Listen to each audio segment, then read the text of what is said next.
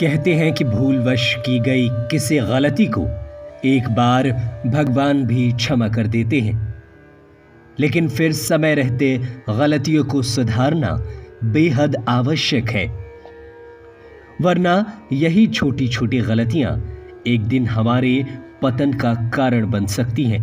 महाभारत से संबंधित खंड वन पर्व में शिशुपाल 100 गलतियों को क्षमा करने से संबंधित एक कथा वर्णित है। शिशुपाल रिश्ते में श्री कृष्ण का भाई था। जन्म के समय शिशुपाल की 3 आंखें और 4 भुजाएं थी। शिशुपाल के जन्म के समय एक आकाशवाणी हुई थी, जिसके अनुसार शिशुपाल की मृत्यु श्री कृष्ण के हाथों लिखी थी। इस भविष्यवाणी को सुनकर शिशुपाल की मां बहुत भयभीत हो गई।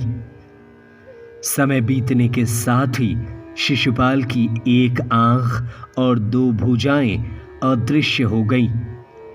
लेकिन शिशुपाल की मां को अभी भी अपने पुत्र के प्राणों का भय था।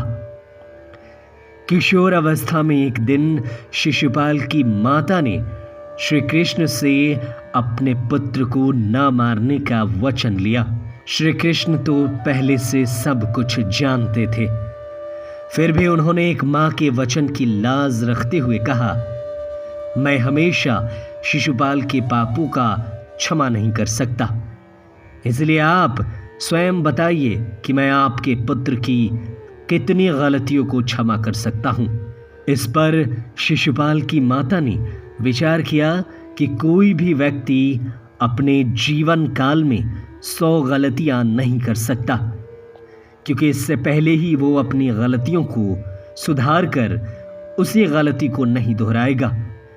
ऐसा विचार करके माता ने श्री कृष्ण से कहा, प्रभु, मुझे भली भांति ज्ञात है कि नियति को स्वयं आप भी नहीं बदल सकते।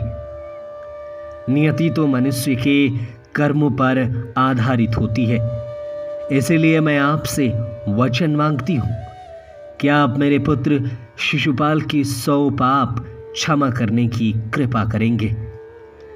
श्री कृष्ण ने शिशुपाल की माता और अपनी बुआ के इस वचन को तत्काल स्वीकार कर लिया और शिशुपाल द्वारा दिए गए 100 भयंकर पापों को क्षमा करने के बाद 101 पाप पर शिशुपाल का वध कर दिया। कैसी लगी आपको ये कहानी, हमें कमेंट करके जरूर बताएं।